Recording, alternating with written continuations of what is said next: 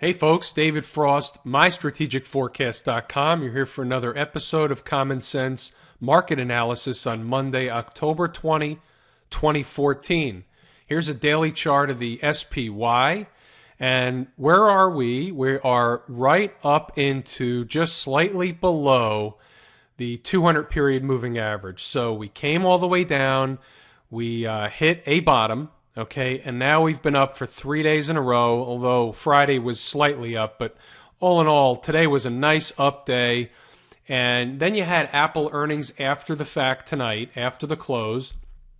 And the market perceived them as good enough, therefore it shouldn't sell off, barring something happening overnight somewhere around the world or something that is quote-unquote unforeseen. We should be up tomorrow one more time. Now, where would the target be? Well, let's say that we're up early in the morning and we gap above this 200 period moving average, okay, which isn't far away. What would happen is I think we would run up into this 20 period moving average, which would be about 193.40, let's call it. It may be slightly lower tomorrow, but for all in all, 193.25 to 193.40. And we may get as high as 192.60. Let me get you this number. 193.65. Sorry, 193.65. And that would coincide with this day here from the 10th.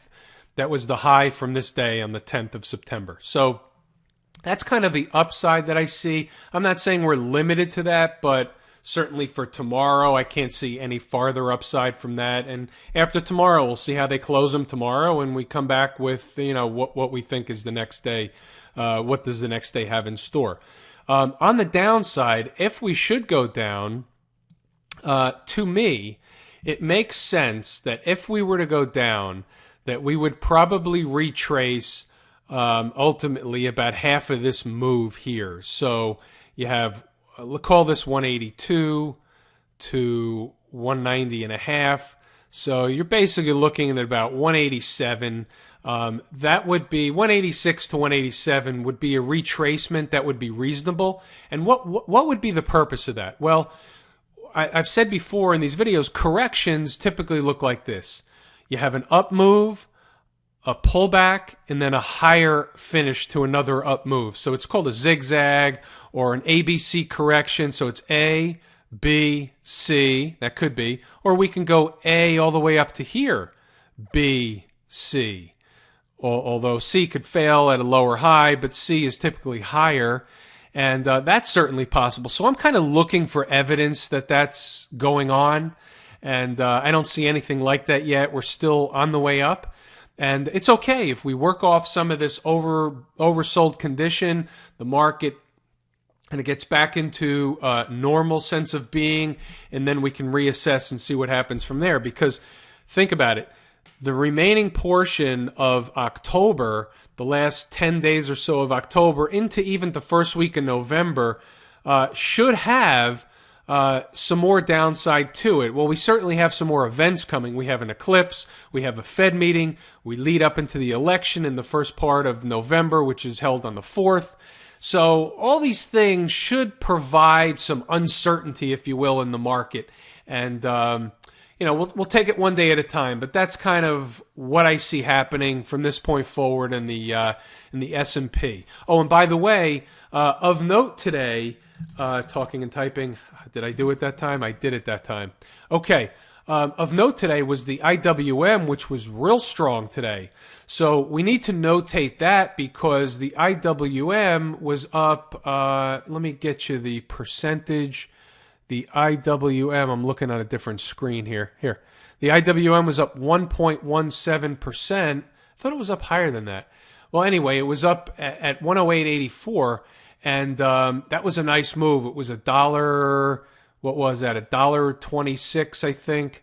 It might not be the right move. That might be an after-hours quote. But anyway, regardless, the IWM was up strong today. It was up more than the S&P, obviously more than the Dow, and it was up about the same as the NASDAQ composite. So there you have it. When you look at the risk indexes, right, the NASDAQ is tech, a lot of tech, biotech, tech, That's risk assets, right? Those are growth companies. The IWM is small companies, right? It's the Russell 2000, small business. So small caps and tech were up today strongly, which tells you that assets were running into the riskier, or money was running into the riskier assets, which should portend more upside. However, it remains to be seen. We'll have to see how that goes. But that's kind of what the market is telling us. We can only do what the market is telling us to do. And right now it's telling us there's probably higher prices. So that's the stance that we have to take for the time being until the market shows us something different. Let's go over to gold. Now, gold is moving slightly higher. And it looks like gold wants to move higher.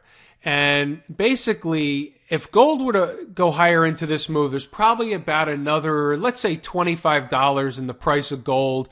And right now, the price of gold is at $12.45. So maybe $12.70 is an upside target for gold. If it goes there, call that 121.5 to 122 in the GLD. But if we were to go sideways for longer, we can maybe get more out of it up to this 200-period moving average and this gap fill here. But that's not locked in stone right now. And I've been telling you, and I'm not going to belabor the point, but I think there's lower prices for gold ahead for us.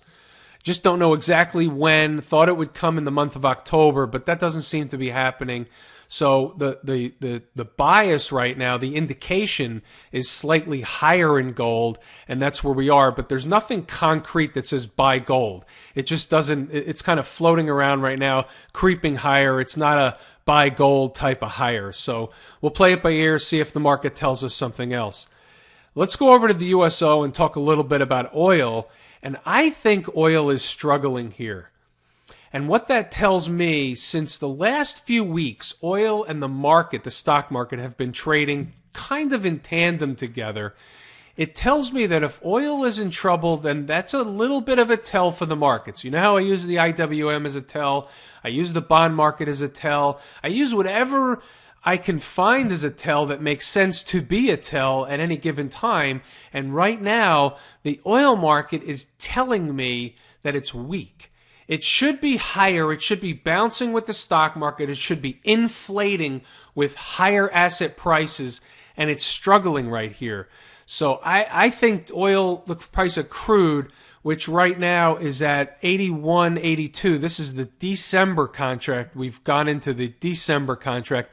That should be at least $1 higher in my mind right now, and that's a little bit of a worry tell for me over the next day or so with the price of stocks. So we'll just keep our eye on oil and see if it gives us another clue over the next day or so. So that's where we are with gold, oil, the stock market. I covered IWM. The VIX is pulling back.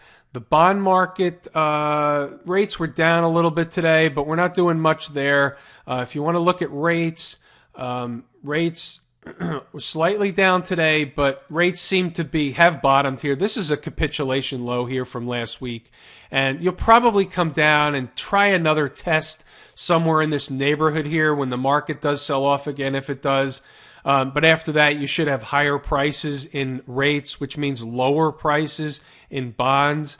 And if I show you the bonds, if I just showed you TLT, which is the 20 to 30-year Treasury bond, you may go up a little bit higher here in the price of bonds if rates come lower, but you should have lower prices moving forward over the next few months in bonds and higher rates. So that's the inverse relationship of bond prices and interest rates.